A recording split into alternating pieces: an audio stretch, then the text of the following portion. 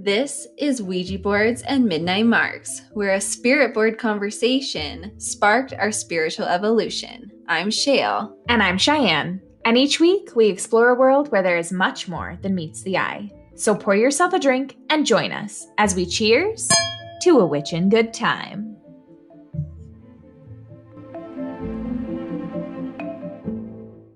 All right. Welcome back to episode 2 of season 5. That's my line. You can't take that. I know, I'm sorry. I'm not original today. We are coming at you with some chaotic energy, as you would expect. But would you want anything else? Otherwise, why are you here? You don't come here for the structure. You come here for the lack of hinge. Let's be real. There are 500 incredible paranormal podcasts who will give you exactly. We are not one of them. We are incredible, but not in that way. But not that way. Finger guns. We are incredibly fun. La la la. Okay. Speaking of fun, what are you drinking today, my love? I'm drinking. I was telling Shil before we recorded. You won't see pictures. It looks mutilated, whatever it is. Disgusting. I'm calling it a sanguine sipper. Sanguine. Yeah, like blood. I don't get it, but it's apparently really strong because she just acted like she just huffed gasoline. So it tastes like gasoline. This one nice. was going in our recipe book. I need to get all that jam like mixed up in there. So sanguine, the word sanguine is actually Latin for blood. Oh, okay. See, I'm so uneducated when it comes to Latin. I think it's been co-opted and it means something else now too, but it's like a very specific color. It's like a paint color that looks like dried blood. So I rimmed my glass in strawberry jam. Delish. Which is hopefully going to make this drink palatable. But it's just an old fashioned with a strawberry jam. Oh, okay. So it is. My husband would love that. He's an old fashioned guy. And bitters and strawberry jam. And hold on. It needs more water. Be right back.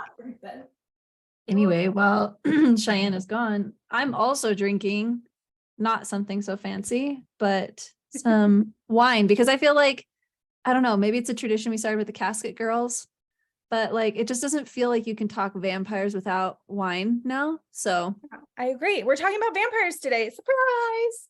We're talking about a very specific vampire too, that this story, y'all, is, I couldn't help but giggle the entire time I was doing research because it's just the wildest thing. We've got a vampire, a Victorian cemetery. We got dueling paranormal investigators. We have a mob frenzy. Like anything and everything you could think of is encapsulated in this story. And it's wild. So I can't wait to dive into it. I cannot wait. Before we do that, let's pull a Dizzy Damn card. A Dizzy Damn card. Any guesses what deck we're pulling from today? Buffy? Buffy! That only makes sense. We are pulling from our Buffy deck today, and the lovely Miss Judgment just popped out. I feel like that's passive aggressive. A little bit. A little bit. So, Judgment. Oh, dear. It's okay. I'm the editor. I will edit the things.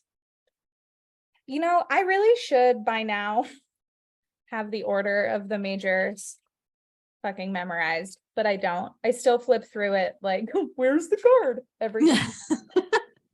But also, like, each deck has their own kind of interpretation too. So I feel like that's true, but I feel like they part of it. At least do these in the right order. Where is Judgment? Here she goes. Judgment comes after the sun, y'all. So our Judgment card is Miss Anya Jenkins. If you don't know who she is, it's fine. Go watch Buffy or don't. She is I can't stop you. She's standing behind a counter with her arms crossed. She's working at the magic shop and has a bunch of trinkets and goodies behind her. This deck is beautiful. I will try to remember to post a picture of it for you.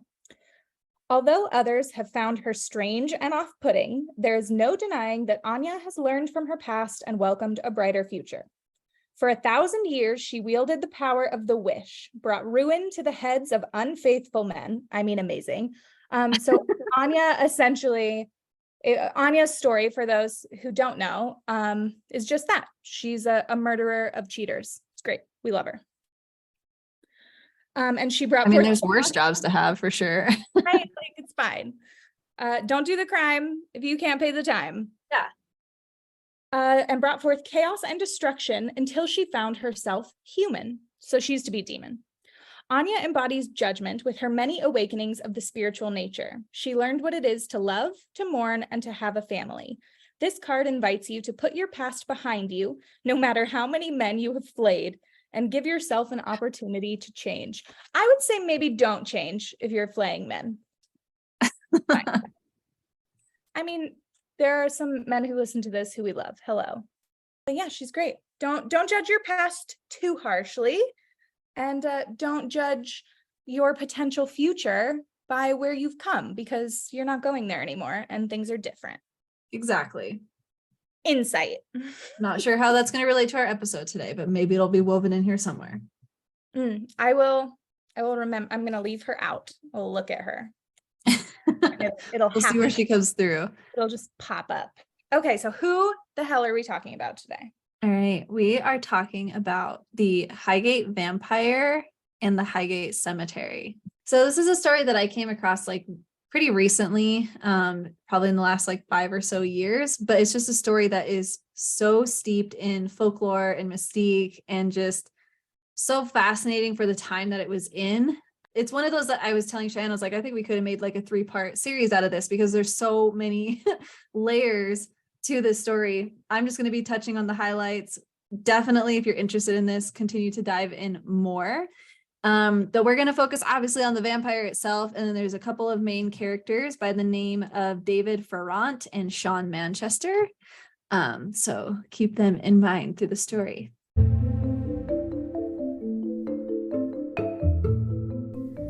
Hey, lovely listeners. Are you as obsessed with my co-host as I am? Who am I kidding? Of course you are.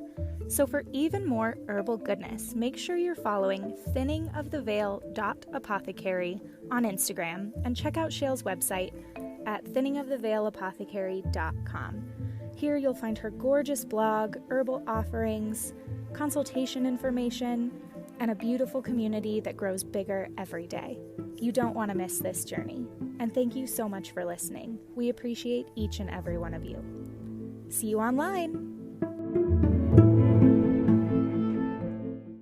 All right, so where did the Highgate vampire story originate? So the vampire is a legend that came out of the aptly named Highgate Cemetery. So this cemetery is located in North London, England on Swains Lane. They feel like it's very specific to mention Swains Lane a lot. I think it's a common like passageway for a lot of people. So Swains Lane feels like it's fun to say and also feels like it shows up a lot. But it's obviously located in the Highgate neighborhood of North London. It's an old cemetery, having been built in 1839 and now holds over 170,000 people. So it's a pretty significant as far as size goes. And the cemetery has been long steeped in folklore and spooky stories. It's actually very beautiful. If you look up images of this, it has a very Victorian feel to it, very kind of overgrown, feels like fairies kind of live there, just very green and vibrant. It's got all of the feels. And it has a lot of tombstones and whatnot that really remind me a lot of what you would see in New Orleans, like very beautiful designs, very artistic, a lot of intention put into this cemetery.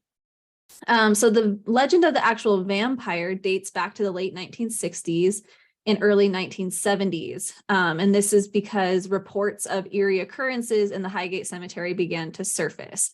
Funny enough, these reports were not just reported to anyone, they were reported to the British Psychic and Occult Society first, which when you think about the time period in which this happened, right? Like, it's just interesting that a group like this existed. There's like an institution around this, but also this is also the late 60s, right? Where there's a resurgence in spirituality. This is when Wicca really took off around the world.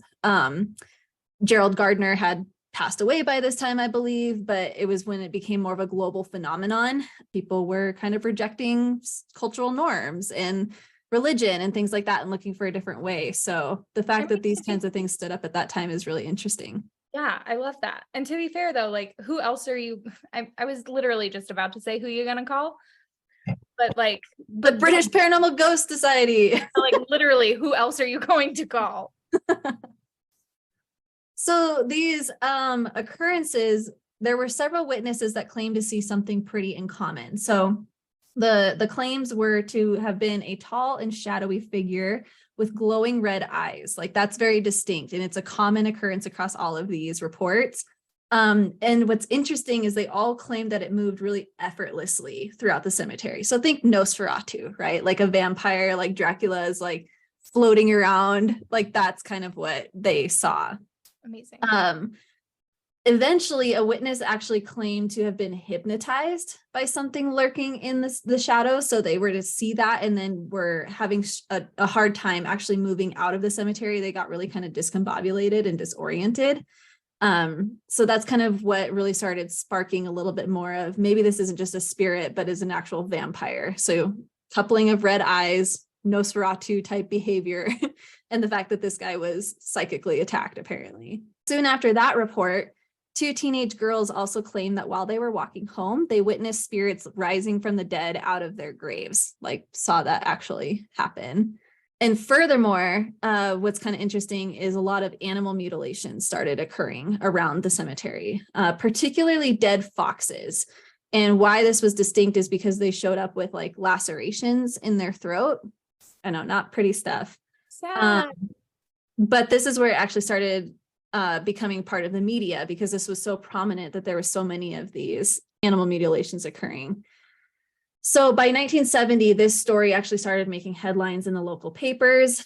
People were asking, you know, what is happening to the foxes in particular, and what's going on with all of these reported sightings of something in common. And the newspaper actually called out, you know, what's this like spirit or this vampire? Like the headlines actually use that kind of language.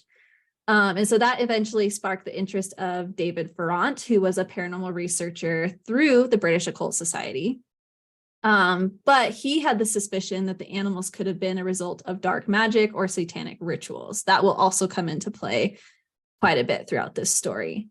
And this is what he initially thought it was, but later claimed that he also thought it was a vampire in an actual newsletter or a newspaper editorial in the local paper, which was called the Hampstead and the Highgate Express. So that's where the story started.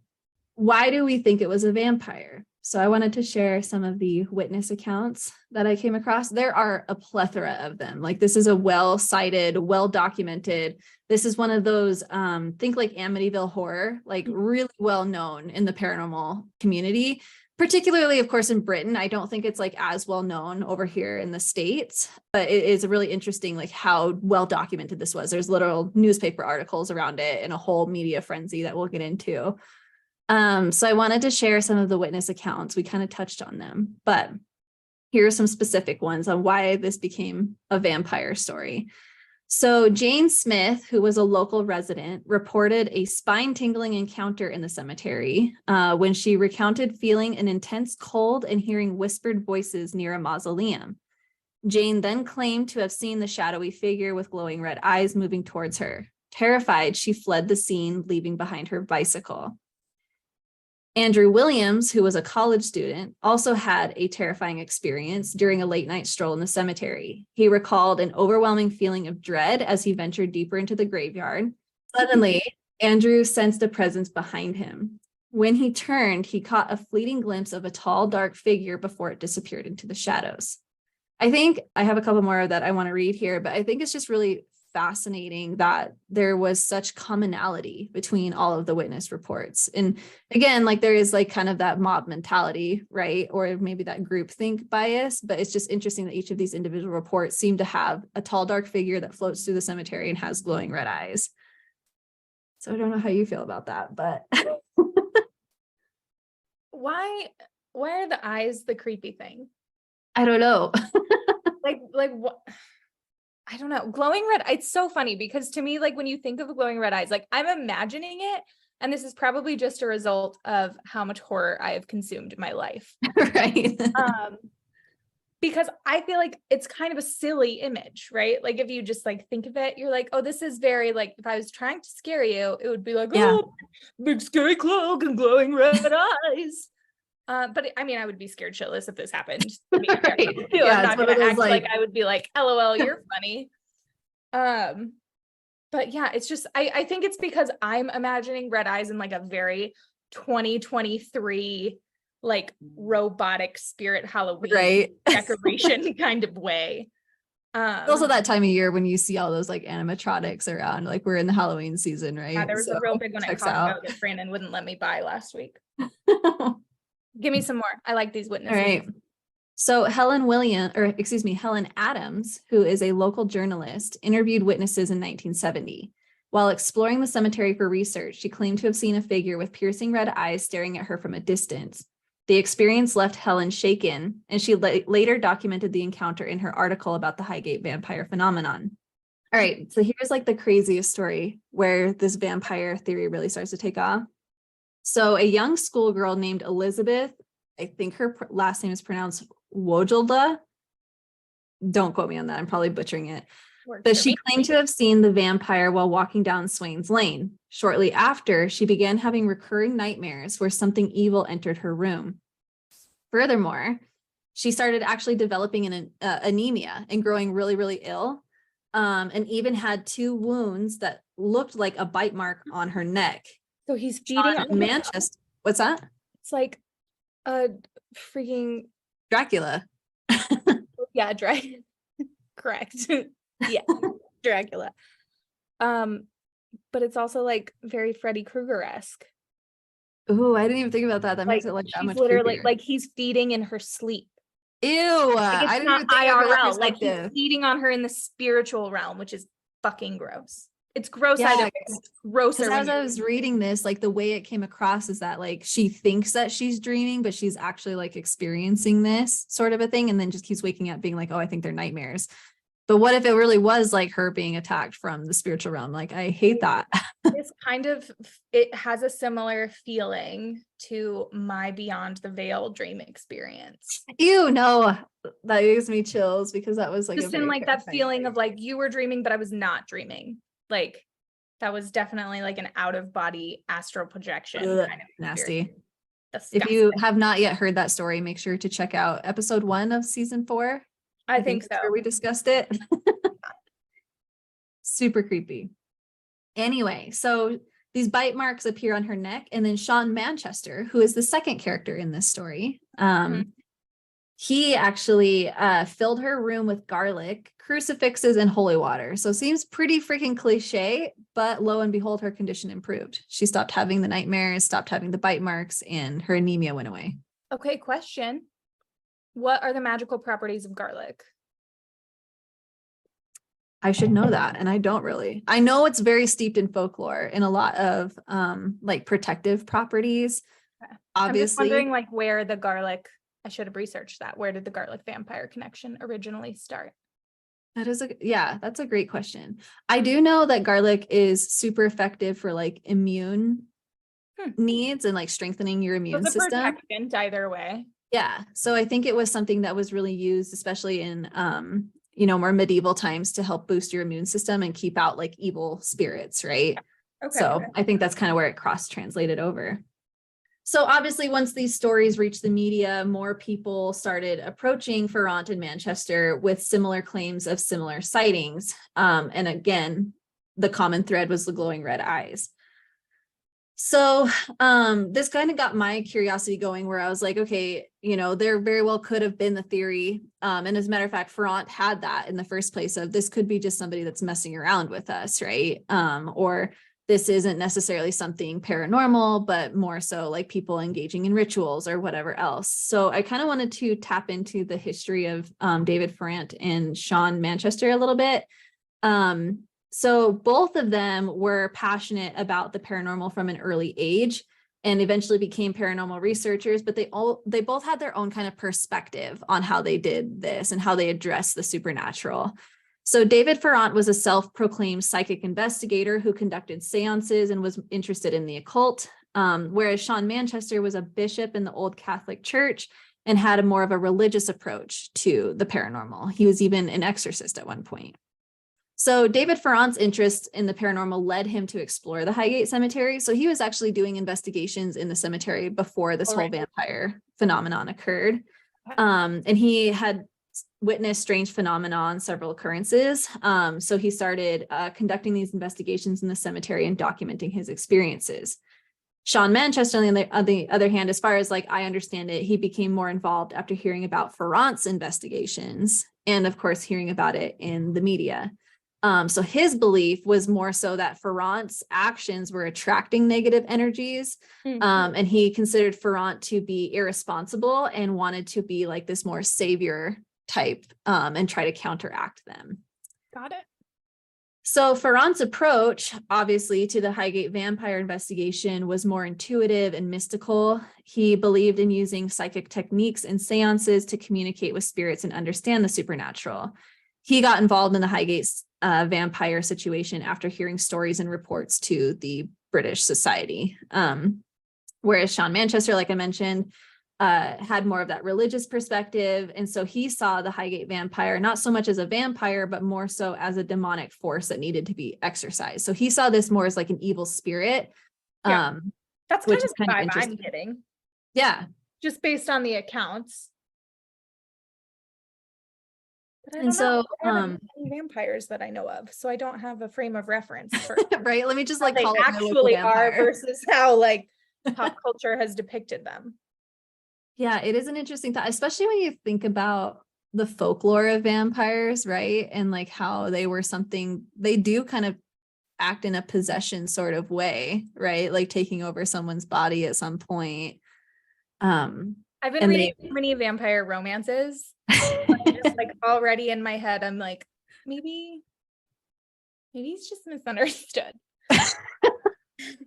Fine. I've been back on my Vampire Diaries kick, so it's really funny that you say that. Oh, funny. Nice. Same vibe for sure. It's that time of year in October, you just start digging into the vampire romances. It just happens. So yeah, so Manchester believed that the vampire was a malevolent entity that required a strong spiritual intervention to banish it from the cemetery. So you have people making these claims, right? You have this tension that's really occurring between these two paranormal investigators. They're starting to really become rivals.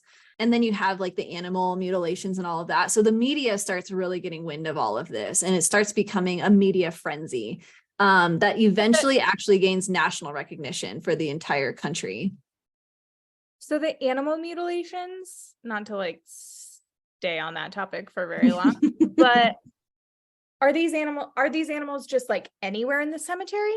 Like, is it just like there's a mutilated animal like on the path, or was no, they were kind of sprinkled throughout the cemetery. Sprinkled is probably not the best word, but yeah, they're all around the cemetery, and it's like several different types of animals. Foxes were the most prominent, but it was also things like rabbits and stuff like that too. But not so like more a like small concentrated critters. location. They were everywhere. No, yeah, they were kind of all over the place. Yeah.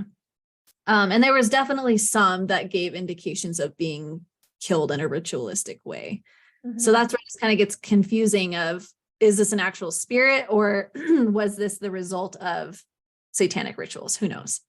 This starts getting national recognition. And interestingly enough, because humans are humans, it sparks mass hysteria and broad curiosity. So you start getting tons of people who are, amateur paranormal investigators that are super fascinated with this story. There was also this huge influx of self-proclaimed vampire hunters that were all like descending on the Highgate Cemetery to slay the vampire, right? Even though nobody knew which grave was the vampires, what this whole situation was about, but they were all going to take care of it. And then you also just had people who were curious, and just were like so fascinated by this whole story. And then it also created a lot of fear. Like, this was still a period of time where there was some religious tension. Like I mentioned, there was this huge spiritual movement with the 1960s and 70s, but also the church trying to step in and be like, this is wild. And then the media also really fed into the rivalry between David and Sean. So that just continued to heighten tensions between them because each of them thought that they had their best case scenario on how they were going to address the vampire, right? They had their way of how they were going to slay it. And particularly on Ferrant's side, he was accusing Manchester of sensationalism and exploiting the situation for personal gain. So you have one that thinks that the other one's trying to be a celebrity, and the celebrity thinks that the other one's trying to doom Just the like trying to have the moral high ground. And yeah. This is just where this gets wild to me. Not that it has been wild so far, but this media frenzy actually resulted in a run on the cemetery where this entire giant mob, like a rush on Area 51. Literally same kind of vibe. Like hundreds of people descended on the cemetery. Unfortunately, what really sucks about this situation is, like, again, you had this whole cluster of paranormal investigators, freaked out people who think that they're vampire hunters, right? Right. So it resulted in them all vandalizing and desecrating a lot of graves. Which is gonna piss off other people. Like, ugh. Right. So they're pulling apart graves. They were actually affecting some of the bodies. And there was like a facet of people who were actually conducting rituals in the cemetery. Like that was demonstrated. And what's kind of most horrifying about the situation was that after this, like, descending on the cemetery, there was a woman's body that was found decapitated and burned.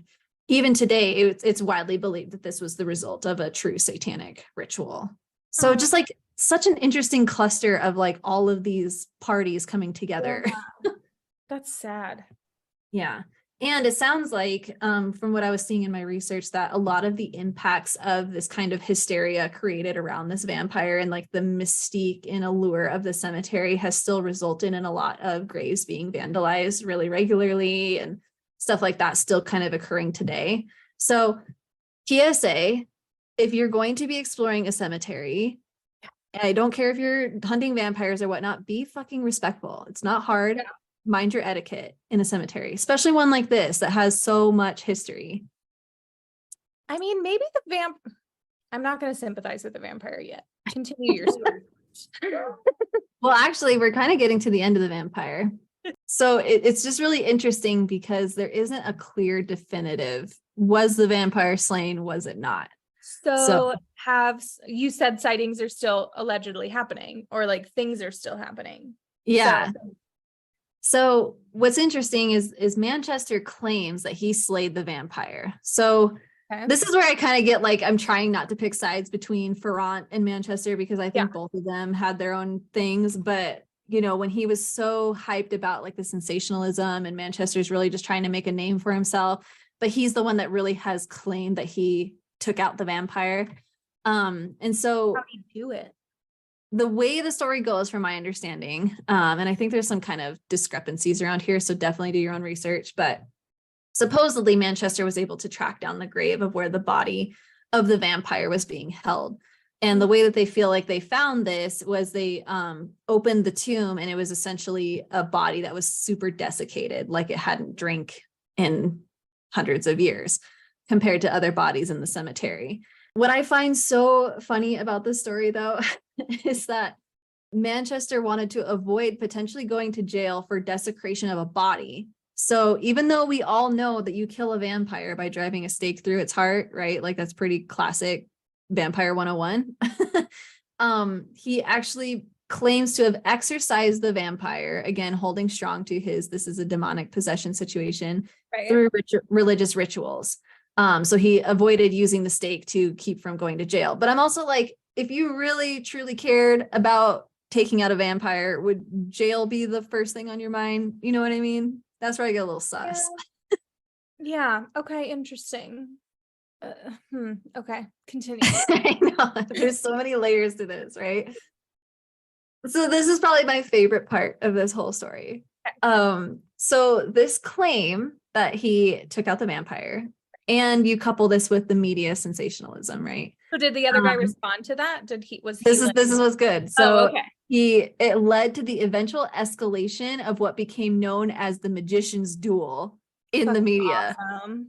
So this was this whole plan that because of this rivalry, that is such a hard word to say, by the way, between Ferrant and Manchester, and the fact that one of them was more powerful than the other, that they were going to meet up and literally have a duel because they both claim to have the solution to the Wait, vampire I'm problem. sorry, why is every man's solution a fucking know. duel? Like even literally- now, like how know. is that how we're solving our problems? Nobody should have ever let men be in charge. It I makes didn't me realize think I was going to of- be so anti-man in this episode, but like, fuck you guys. it makes me think about like a 1960s paranormal version of like the Elon Musk and like Mark Zuckerberg situation we got going on. So right funny now. because I'm imagining it like sharks versus jets, like snappy in an alley, like dance off. Oh my gosh, has anyone seen the Barbie movie? Like the Oh whole my God. Ken shenanigans. So good. So even better though, that this duel was supposed to happen on Friday the 13th, And of course it 1970. didn't happen. Of course it didn't happen. Ugh. And it was supposed to be on Parliament Hill, but it just never happened. Something kind of fizzled out. And Ferrant claims in his later years that this was actually sensationalized by the media and was like never meant to happen in the first place and was like a creation by the media. But knowing this rivalry between the two of them, I'm like, you guys definitely tried to have a duel. Don't lie. Talked about it. Big Big catch me outside vibes. right. Yeah. So, and then, the vampire kind of frenzy, the way that it was being portrayed and like the interest in it just kind of started to fizzle out, right? Like it just wasn't in the media anymore. There was bigger and more important things, I guess, to address. In 1974, Ferrant was actually jailed after being convicted of interfering with remains and vandalizing memorials in Highgate Cemetery. Ferrant claims, however, that the damage had been caused by Satanists rather than him. But both Ferrant's imprisonment and the rumored duel served to keep the Highgate vampire in the public mind for several years. But soon the media moved on and the frenzy seemed to die down. But the feud between Manchester and Ferrant remained for decades, literally to the end of time. I love a grudge. And they both would spend time trying to dismiss the expertise of the other. All the way up until the creation of social media, they were on Facebook going at it. Oh my God, stop. Which I find so entertaining. Like that's so much energy. I need to find their Facebook fights. That's incredible. I know, right? I need to look that up too. It's disgusting to me that my brain is like thinking of 1970 as being as long Mhm. as it was not. Right. Like, yeah, obviously they were on Facebook. Also, the fact that like Ferrant was so concerned about Satanists, like, sure, if it's like true satanic rituals, I get it. But Okay, but like, is that not just a red flag?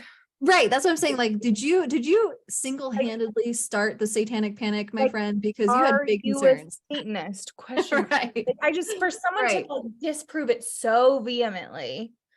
Mhm. Not gonna go down that road. I've not had enough whiskey to go down that road. Do not be political, Cheyenne. Rein it in.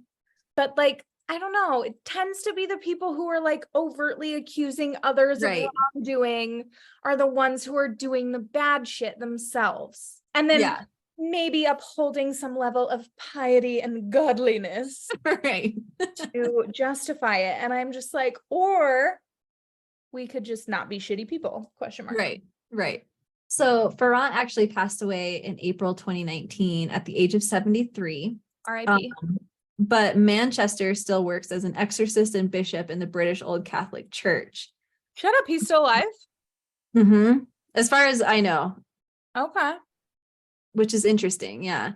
Is he the Highgate vampire? Ooh, Question plot mark. twist. Oh my gosh, I didn't even think about that. Dun, dun, dun. So that was my next My new question. favorite conspiracy theory. Right? That was my next question. Did the vampire truly die? Ferrant thought not, and it still seems that sightings of a figure with glowing red eyes are occurring even in the present day. So we're still hearing witness reports of that. I think I need to just reframe what the word glowing means in my brain because it is like so animatronic. Mm-hmm. Like I just cannot imagine it any other way where I'm like, that's obviously not a real thing. But I don't think it's never that intense, right? It's got to be like more of a subtle glow of like, you can just tell that there are like blood red eyes. Right. A cloaked figure. And I think I like the image that I get is very Nosferatu. Like I think that was a huge influence in this whole thing, right? Like the really creepy version of Dracula, the old school textbook version of him, Exactly. Interesting. So I was also curious too about theories of the Highgate vampire. Okay. Many actually believe that the Highgate vampire was simply the result of mass hysteria and urban legend, while others speculate that it might have been a manifestation of grief and fear associated with death. Which again, I think we talked about this in our last episode, but the idea that we can actually manifest Like the collective paranormal. consciousness. Yeah. And this was such a situation of that, right? Like it was not only known really well in this local community, but it became a national sensation. So can we manifest a vampire? That's a quite interesting thing to think about.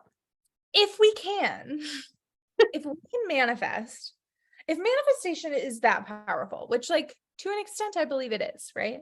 Right. But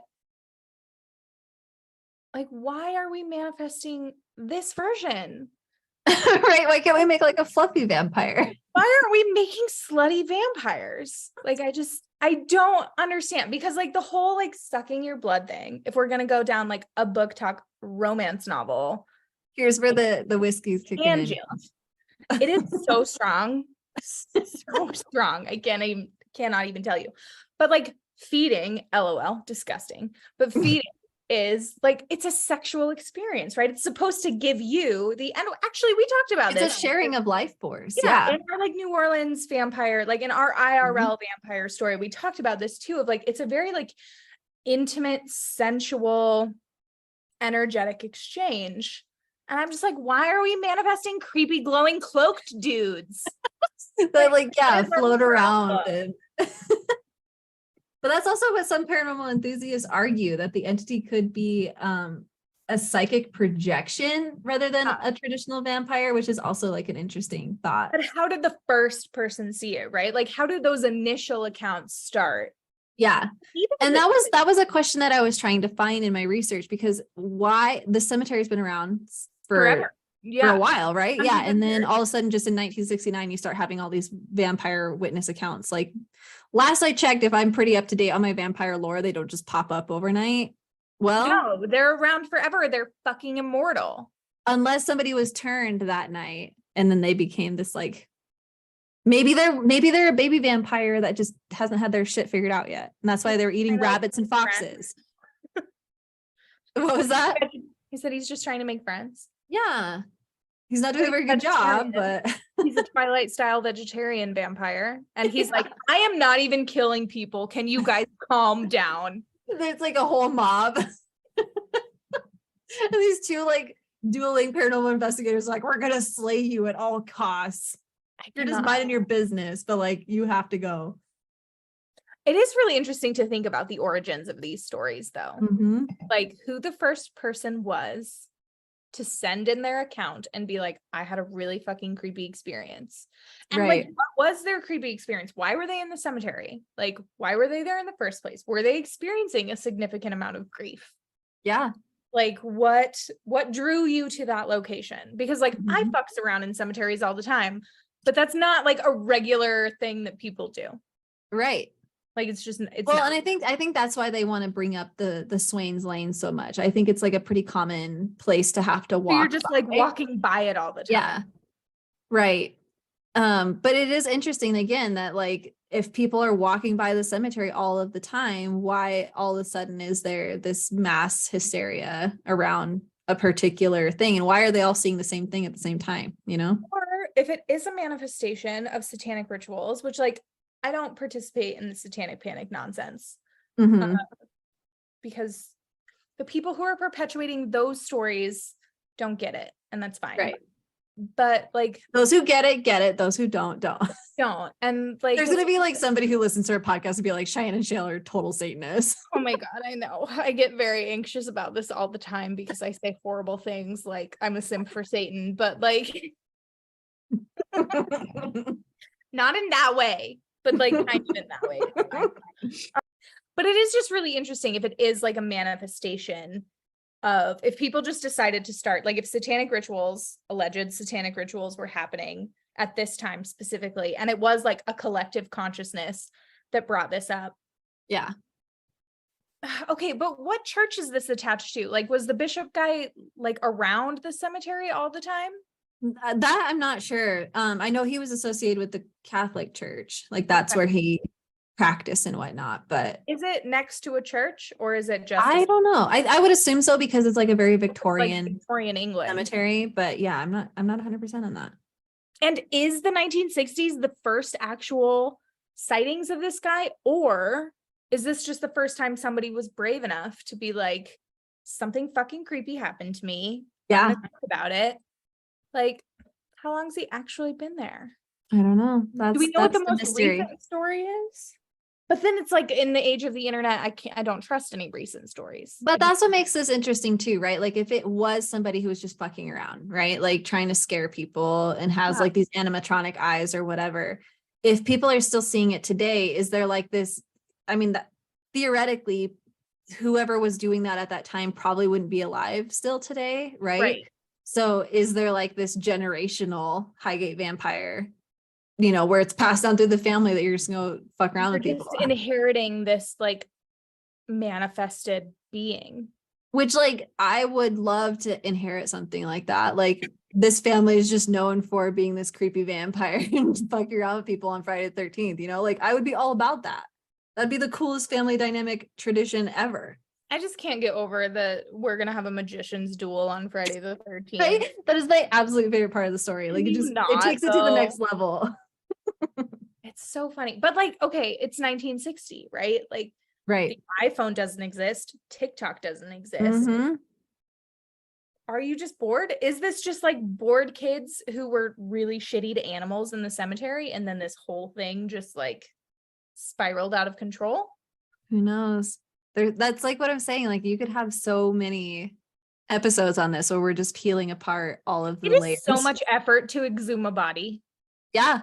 I'm not speaking from personal experience, but it is like, thank you for clarifying that in case our audience needed to know. it is like, that's not just like a thing that happens. Like to drive that much hysteria that people are digging up people's final resting place. And again, these are like mausoleums. These yeah, are they've been here forever. They're like tombs. concrete structures. Right. Like they literally look like what you see in New Orleans where it's like these, Like concrete obelisks. solid structures. Yeah. Interesting. Well, I mean, obviously we have to go to North London. Like, oh my God. Obviously. Yeah. Wow. We got to go see those glowing red eyes. It is funny. I don't know why But again, we'll be respectful because we have cemetery freaking etiquette. Yeah. Cemetery etiquette. Don't talk about people out loud unless you want to talk to them / have them follow you home. Don't point. Pointing at people's rude anyway. Pointing is rude anyway. Why are we You don't like to be pointed at? Imagine when you're trying to sleep, bro.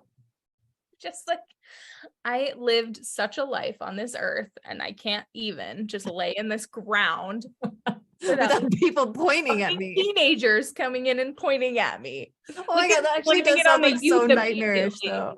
I'm so old.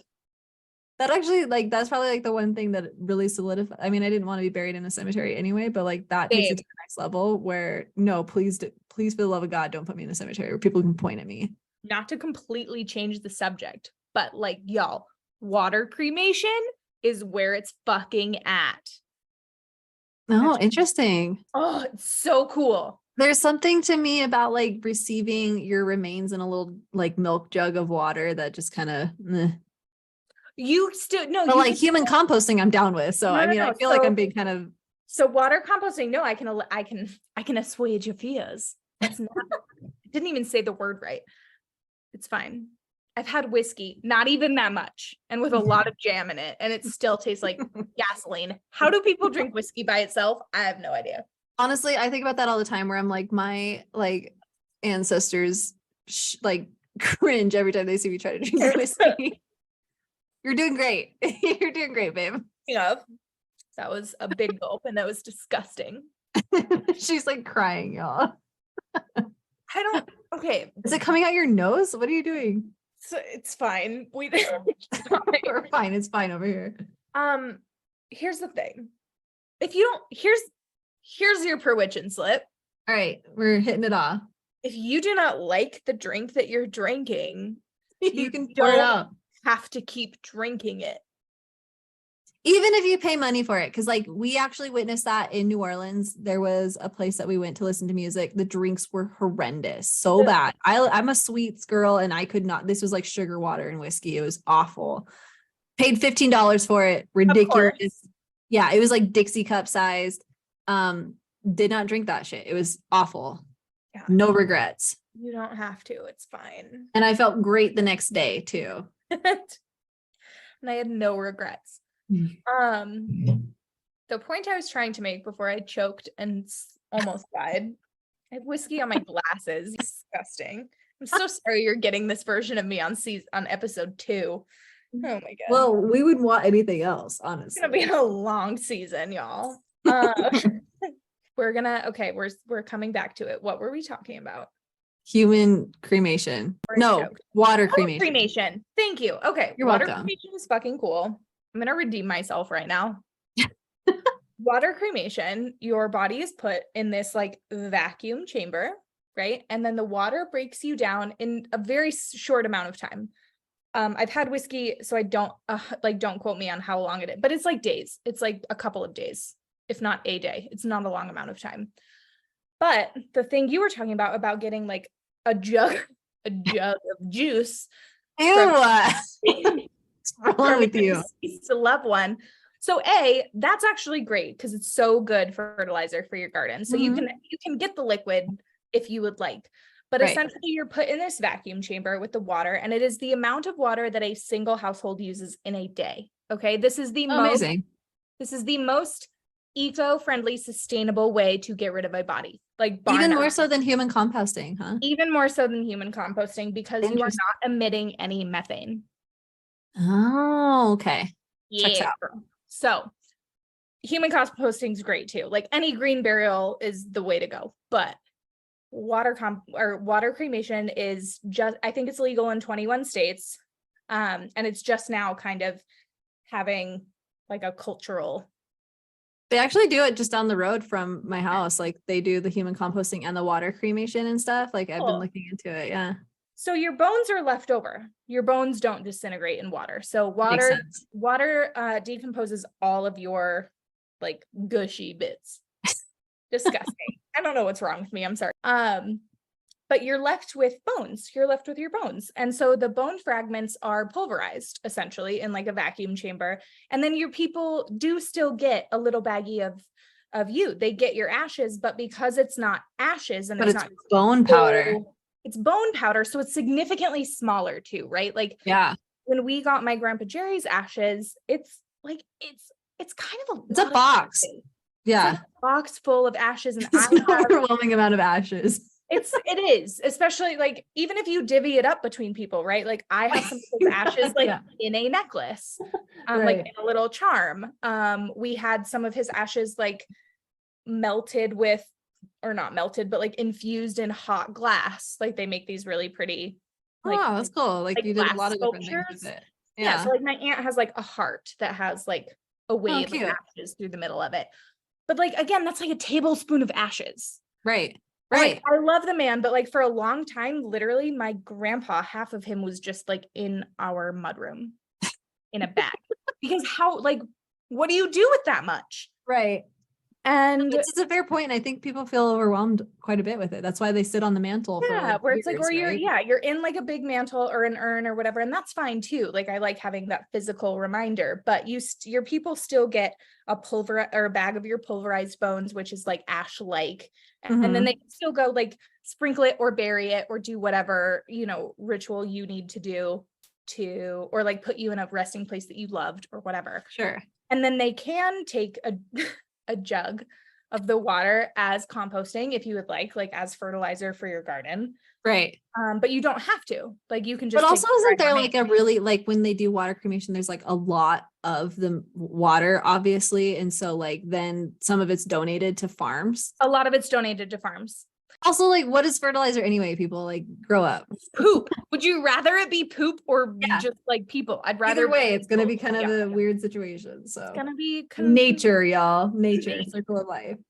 Yeah, ashes to ashes. We all return. It's fine. Also, as somebody who like thoroughly loves gardening, I get so tickled by the idea of people eating vegetables from my remains in whatever capacity. Well, and like my grandma used to grow beautiful flowers. Like Yeah. it would be so nice to literally just be like, I'm gonna plant your favorite flowers. Mm-hmm. And like we're going to go into this like earth and nourish it. And then you become of these Yeah. part of these plant spirits. And I think that's gorgeous. I love that. I think so too.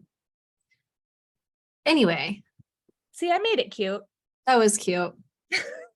There's your perwitching slip for the night. We also hope you enjoyed this very interesting story of the Highgate vampire. We want to hear your theories. What do you think happened with the Highgate vampire? Do you think it was a malevolent spirit? Do you think it was legit a vampire? Do you think it was people fucking around? We want to know. I mean, to be fair, I know we're trying to like walk me off the line here, but he does, the accounts you were talking about at the beginning do like, they're very reminiscent of spirit encounters, right? Mhm. Like temperature chill, a feeling of dread, like an overwhelming heaviness, like a feeling that you can't leave the area. Like that's like all very indicative of a haunting IMO. But that's also what occurs in all of like the compulsion or things like that you see in vampire folklore. So it's interesting to think about. Fascinating. I love it. Thank you. Thank you for taking me on this journey. You're welcome. Thanks for joining me on this journey. All right, y'all. That was episode 2. We have more to come. This is our spookiest season yet. Hit us up on Instagram if you have not already. And we will come back at you with another spooky episode next week. I love you. Cheers, witches. Cheers.